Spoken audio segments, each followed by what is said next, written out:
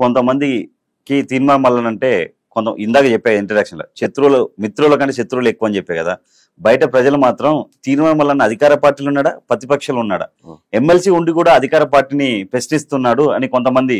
ఇప్పుడు ఒక్క విషయం చెప్తా ఉన్నా, తీన్మార్ మల్లన్న పాలసీలనే ప్రశ్నిస్తుండ్రు. మా రాహుల్ గాంధీ గారు ఇచ్చినటువంటి సోషల్ కాజ్ లైన్ ఒకటి నడిపిస్తా ఉన్నాం. రెండోది తీన్మార్ మల్లన్న ఇప్పుడు ఒక చోట ప్రభుత్వ పాఠశాలలో అమ్మాయిలు వరుసగా నిలబడితే తప్ప మూత్ర విసర్జనకు పోలేనటువంటి పరిస్థితిలో ఉన్నప్పుడు ఆడ మా రాజకీయ నాయకుల పిల్లలు, నా బిడ్డనో నా పిల్లలు ఎవరైనా ఉంటే నాకు క్షేమ అనిపించదా? అనిపిస్తుంది. నాకు క్షేమ అనిపించదా? మరి నేను ఖచ్చితంగా ప్రశ్నిస్తా. అక్కడ బాత్రూమ్ కట్టంగా మనం ఎవడొద్దు అన్నాడు. ప్రభుత్వ పాఠశాలలో చదివేది మన పిల్లలు కాదు కాబట్టి వాళ్ళ పట్ల నిర్లక్ష్యమా అని చెప్పి మాట్లాడిన తప్పేముంది దాంట్లో? ఇది మాట్లాడొద్దని మా అధిష్టానం ఏమైనా చెప్పిందా? నాకు ఇదే చేయాలని చెప్పినాం కదా. ఇదే చేయాలనేది మా పార్టీ లక్ష్యం, మా అధిష్టానం లక్ష్యం, మా ముఖ్యమంత్రి గారి ఆలోచన కూడా గదే. ఆయన చెప్పింది ఏంటి? ప్రతి ఊర్లో ఒక స్కూల్ ఉండాలని చెప్పిండు, ప్రభుత్వ పాఠశాల, దాంట్లో వసతులు ఉండాలని చెప్పిండు. కానీ 250 మంది ఆడపిల్లలు ఉన్నటువంటి స్కూల్లో ఈ దుస్థితి ఉంటే రేపు పొద్దుగాల ఆ స్కూల్కి ఎవరైనా తల్లిదండ్రులు పంపుతారా? మరి ప్రభుత్వ విద్యను ఎట్లా కాపాడుకుంటాం? ఇది నా క్వశ్చన్. ఈడ కాకపోయినా రేపు మండలంలో అయినా అదే మాట్లాడతా. కానీ ఇక్కడ మనం గుర్తించుకోవాల్సినటువంటి అంశం ఏంటంటే, నిజంగా ప్రజలకు అన్యాయం జరిగినప్పుడు అన్యాయం అని చెప్తే తలకాయ దిగిపోతుందా? దిగిపోదు. ఆ ధైర్యం ఉండాలి కదా. ధైర్యం ఇప్పుడు తీన్మార్ మల్లన్నకి ఇంకేమైనా ఆశ ఉందా నాకేమన్నా? లేకపోతే నా ఫైల్స్ ఏమైనా పెండింగ్ ఉన్నాయా? నేను అయ్యా అనుకుని తిరగడానికి? నన్ను గెలిపించింది పేద ప్రజలు. ఈ ప్రజల కోసం, ఈ బిడ్డల కోసం నేను మాట్లాడాలి కదా. నేను ఆ పనే చేస్తున్నా. దాంట్లో తప్పేముంది? అధికార పక్షంలో ఉన్నంటే నేను ఏ పక్షంలో ఉన్నా ఈ ప్రజల పక్షంలోనే ఉంటా. అటైనా ఇటైనా ఎప్పుడైనా ప్రజల పక్షంలోనే ఉంటా. సహజంగా ఇప్పుడు మన గతంలో ఉన్నప్పుడు ఆ ప్రభుత్వాలు చేసిన పనులను విమర్శించినాం. ఆయా ముద్దొచ్చి ఇలా వ్యతిరేకం ఉండదు కదా. నేను మారలే, నా ప్రశ్న మారలే, నేను అడగడం మారలే. నువ్వు పొజిషన్ మారి నువ్వు అనుకుంటే మరి దానికి నేనేం చేయలేదు. ఇంకోటన్నా, హైడ్రా మొన్న హైకోర్టు జడ్జి రంగనాథ్ గారు చాలా సీరియస్ అయ్యారు. హైడ్రా అంటే పేదలకు భరోసా కల్పించేలా ఉండాలి, కానీ అన్ని కూల్చుకుంటూ పోవడం కరెక్ట్ కాదు. రేపు చార్మినార్ తహసీల్దార్ వచ్చి హైకోర్టును కూల్చమంటే కూలుస్తారా? పొలిటికల్ బాస్ల కోసం పనిచేయకండి, నిజాయితీగా పనిచేయండి అని కొంచెం ఒక సీరియస్ అయినట్టు తెలుస్తుంది. సరే, కోర్టు ఏం చెప్పినప్పటికీ కూడా ఈ మూసీ పరివాహక ప్రాంతానికి సంబంధించి మూసీ డెవలప్మెంట్ కార్పొరేషన్ ఏర్పాటు చేసింది బీఆర్ఎస్ పార్టీ. కేటీ రామారావు గారు దీనిపైన రివ్యూ నిర్వహిస్తూ క్లియర్గా ఒక మాట చెప్పిండు. ఈ పరివాహక ప్రాంతాల్లో ఆక్రమణకు గురైనటువంటి అన్ని ఇండ్లను నిర్దాక్షిణ్యంగా కూలదోయండి, బుల్డోజర్లు పెట్టి పడగొట్టండి, అడ్డుకుంటే పోలీసులను పెట్టి కార్యక్రమాన్ని ముందుకు తీసుకుపోండి అని చెప్పిండు. మీరు కావాలంటే ఆ వీడియో కూడా ఉంది, నా దగ్గర వినిపిస్తాను. మీరే ఏర్పాటు చేస్తారు, మీరే మూసీ సుందరీకరణ అంటారు, దానికి మూసీ డెవలప్మెంట్ కార్పొరేషన్ పెట్టి ఆ కార్పొరేషన్ కు ఎల్బీ నగర్ ఎమ్మెల్యే సుధీర్ రెడ్డిని చైర్మన్ చేస్తారు, లోకేష్ కుమార్ గారు ఉంటారు. వీళ్ళందరినీ గట్టి మీరే చేసిరు ఆ కార్యక్రమం. ఆయన మాకు సినిమా చూపించారు కదా, మూసీలో మీరు బోటింగ్ చేయాలంటే టికెట్ల కౌంటర్ ఈడు ఉండాలనే కాడికి తెచ్చారు. కానీ అందులో తట్టెడు మట్టి ఎత్తింది లేదు, ఆ ప్రాజెక్టు ముందుకు పోయింది లేదు. ఇవాళ హైదరాబాదు ప్రాంతంలో ఇప్పుడు లండన్ నగరానికి థేమ్స్ నది ఎట్లయితే ఉందో, హైదరాబాద్ కు ఈ మూసీ అనేది కూడా అంత గొప్ప రివరు. ఒకప్పుడు ఈ నదీ పరివాహకం అంతా గొప్పగా విలసిల్లింది.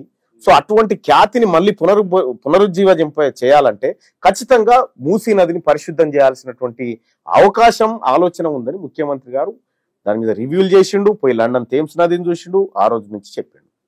మీరే చెప్తారు, కొబ్బరికాయ కొట్టిన వాళ్ళు మీరే, పూలు జల్లింది మీరే, దానికి పునరుజ్జీవనం చేయాలని చెప్పింది మీరే, మళ్ళా శవయాత్రలు తీసేది మీరే. ఇలా కాంగ్రెస్ పార్టీ పాత్ర ఏంది? మరి కేసీఆర్ గారి ఆలోచనే కదా మూసీ సుందరీకరణ. మరి కేసీఆర్ గారి ఆలోచన ఇంప్లిమెంట్ చేస్తున్నామని చెప్పుకోండి. కేటీ రామారావు గారు మాట్లాడుకుంటూ ఇండ్లు కూల్చమని ఇంద్రమ్మ చెప్పిందా అంటాడు. ఇంద్రమ్మ ఇండ్లు కూల్చమని చెప్పలే. ఇవాళ ఏ ఊరికి పోయినా ఇంద్రమ్మ కట్టించిన ఇండ్లున్నాయి, చూపిస్తాం. కానీ మీ అయ్య కట్టించిన ఇండ్లు లేవు. కూలగొట్టుట్లో మీరు మొదటి స్థానంలో ఉన్నారు, దోపిడీ చేయడంలో మీరు మొదటి స్థానంలో ఉన్నారు. కాబట్టి కేటీ రామారావుకు నేను రామారావు అని పెట్టినటువంటి పేరుకు సార్థకత తీసుకొచ్చాడు. ఆయాల అట్లా, ఇవాళ ఇట్లా. కాబట్టి హైడ్రా విషయంలో హైకోర్టు దగ్గరికి మనం పిటిషన్ పట్టుకొని పోతే హైకోర్టు ఎవరైతే ఆవేదనతో వచ్చిరో వాళ్ళ పక్షాన్ని ఎక్కువ మాట్లాడుతుంది. అది సహజం, న్యాయ సూత్రాలు వాళ్ళు పాటిస్తారు, అది వదిలేద్దాం. ఇక్కడ ప్రస్తుతం కూడా కాంగ్రెస్ పార్టీ ఏం చేస్తూ ఉందండి, అక్కడ ఉన్నటువంటి పేదలను స్వచ్ఛందంగా పోయి, అమ్మ మీకు డబుల్ బెడ్రూమ్ ఇల్లు ఇస్తున్నాము, ఇది మూసీ పరివాహక ప్రాంతము, ఇది ఇది ఏది మూసీలో కట్టినటువంటి ఇల్లు అక్రమ నిర్మాణము, ఇక్కడ వరదలు వస్తే మీ జీవితాలు ఖరాబ్ అయిపోతాయి, ఈ మురికితోటి మీ పిల్లల భవిష్యత్తు నాశనం అవుతుంది, మీ ఆరోగ్యాలు దెబ్బతింటాయి అని పూర్తిగా చెప్తూ వాళ్ళని ఒప్పిస్తూ దాదాపు 162 మందికి నిన్నటి వరకు డబుల్ బెడ్రూమ్ ఇళ్లలోకి షిఫ్ట్ చేయడం జరిగింది. వాళ్ళంతలో వాళ్ళు స్వచ్ఛందంగా ఖాళీ చేసిపోతా ఉంటే, వాళ్ళంతలో వాళ్ళు ముందుకు వస్తా ఉంటే, ఇలా బీఆర్ఎస్ పార్టీ మీరు అట్లా పోకూడదు, వీళ్ళకి తిరగబడండి, మీరు కాంగ్రెస్ పార్టీని వ్యతిరేకించండి, ముఖ్యమంత్రి గారిని తిట్టండి, ఇవేంటి దుర్మార్గం కార్యక్రమాలండి? దానికి బొడ్రాయి పెట్టిన వాళ్ళే మీరు. బొడ్రాయి కాడ పండుగ చేస్తుంటే పండుగ చేయొద్దని పంచాయతీ పెట్టిన వాళ్ళు మళ్ళీ మూసీ బాధితులకు అండగా ఉంటాం, బుల్డోజర్ ని అడ్డుకుంటామని చెప్పి కేటీఆర్ గారు వెళ్తుంటే కారు మీద దాడి చేయడం జరిగింది. ఫస్ట్ ఏంటంటే వాళ్ళ కుటుంబానికి ఎవడు అండగలేడు. బీఆర్ఎస్ పార్టీ అనేది ఒడిసిన శకం. అది బీఆర్ఎస్ పార్టీ ఆఫీసులు ఇప్పుడు ఖాళీగా ఉన్నాయి, ఎవరికైనా కౌలుకి ఇస్తే చేసుకుంటారు.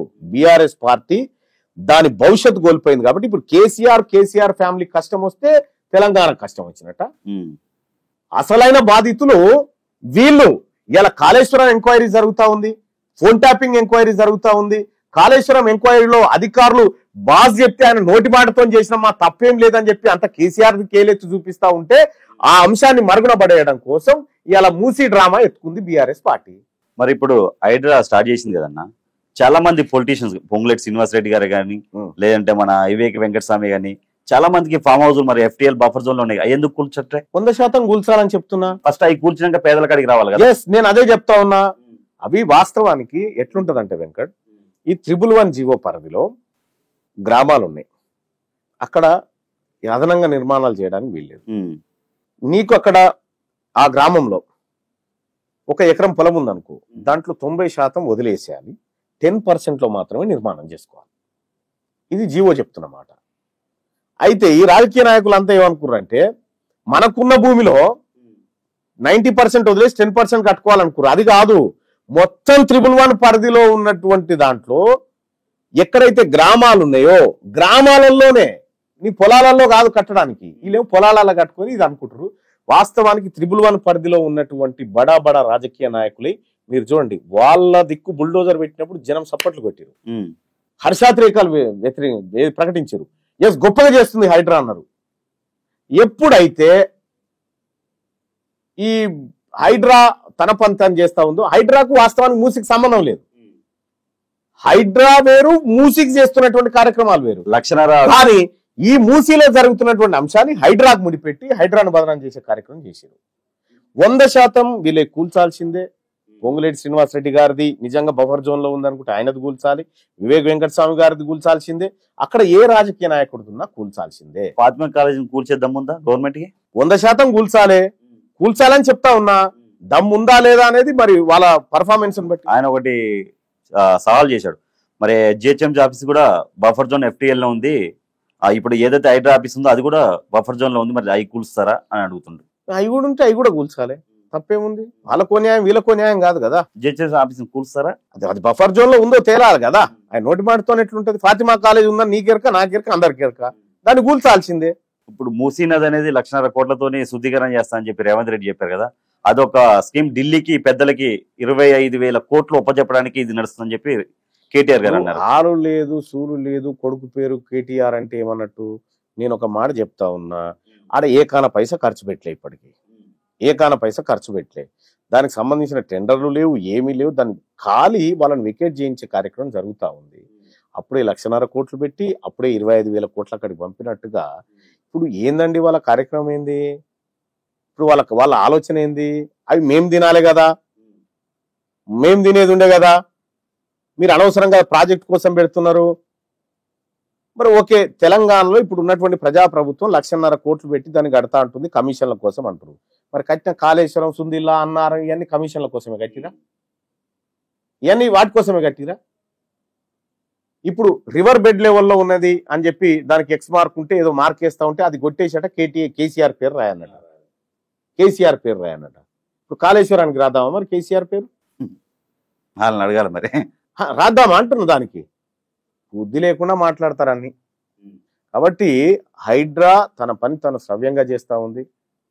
సుప్రీంకోర్టు చెప్పింది, ఈడ హైకోర్టు ఎన్ని చెప్పింది. సుప్రీంకోర్టు చెరువులను పరిరక్షించండి అని చెప్పింది. ఇంకో గొప్ప మాట ఇలా సుప్రీంకోర్టు కూడా చెప్పింది, రోడ్డు మీద ఉన్నటువంటి మసీద్ అయినా, చర్చ్ అయినా, లేకపోతే దర్గా అయినా, గుడి అయినా నిర్దాక్షిణ్యంగా గులగొట్టండి. ఇది లౌకిక దేశము, ఇక్కడ అన్నిటికీ సమానమైనటువంటి హక్కు ఉంటుంది, ఇక్కడ మతము కులము అనేది ప్రాతిపదికన కాదు అని క్లియర్ గా చెప్పింది. అమృత్ స్కీమ్ టెండర్ 3 రెడ్డిలు పంచుకున్నారని మీరు అన్నారు. పొంగులేటి అయితేంది, మన మెగా కృష్ణారెడ్డి అయితేంది, ఈ భారం అంతా ఎవరి మీద పడుతుందండి? మరి ప్రజల మీదే పడుతుంది, ప్రజల మీదే పడుతుంది. మరి మీ పార్టీ ఇప్పుడు కామారెడ్డి డిక్లరేషన్ ప్రకారము 42% కాంట్రాక్ట్లు బీసీలకు ఇవ్వాలని చెప్పారు. ఇచ్చిరా? ఇవ్వలే కదా. మరి ఇది అమృత్ స్కీమ్ కు సంబంధించినటువంటి టెండర్లు గత ప్రభుత్వం బీఆర్ఎస్ పార్టీ రేపు ఎలక్షన్లు అనగా టెండర్లు వేసి మాయా మచ్చింద్రరావు కార్యక్రమాలు చేసి అక్రమంగా కొట్టాలని చూసింది. సో తర్వాత వచ్చిన ప్రభుత్వం దాన్ని సవరించి మళ్ళీ టెండర్లు పిలిచి పొంగులేటి శ్రీనివాసరెడ్డి గారు చెప్తా ఉన్నారు లెస్ కేసిన, లెస్ కూడా కాదు అది, ఇది ఓపెన్ దోపిడీ ఒప్పుకొని తీరాలే, లేదు మేము చేయము అని అంటే ఒకసారి మాట్లాడదాం. మీ పార్టీలో ఉన్నారు, ఏ పార్టీలు ఉంటేంది, ప్రజల సొమ్మిది, అన్ని వేల కోట్ల రూపాయలు ఎక్కడికేం తెచ్చి పెడతారు? జనం సొమ్మే కదా. ఒక్కొక్క బీసీ నెత్తి మీద వీళ్ళు పంచుకున్నటువంటి కాంట్రాక్టర్ సొమ్ము 1900 రూపాయలు, 1924 రూపాయలు 26 పైసలు పడ్డది ఒక్కొక్క నెత్తి మీద. కాంట్రాక్టులు ఈ ప్రభుత్వంలో ఉన్నటువంటి వాళ్ళు కాంట్రాక్టులు చేసేదేంది? వాళ్ళ కంపెనీలకు లబ్ధి చేకూర్చడం ఏంది? అంటే మీకు అనుకూలమైనటువంటి టెండర్లు వేసుకొని మీకు అనుకున్న తీరుగా పంచుకొని పోవడమేనా? 42% కాంట్రాక్టులు బీసీలకు ఇస్తాన్నారు. ఏవి మరి 3 రెడ్లు పంచుకొని తిన్నారంటే అనకపోతే ఏం చేస్తావా? బీసీ కాంట్రాక్టర్లకు అన్యాయం జరుగుతుంటే నేను సాటు కంటలేను వెంకట్, నీకెవరమ్మగట్టు అంటున్నా ఈ మాట, కట్టుబడి ఉన్న మాటకు.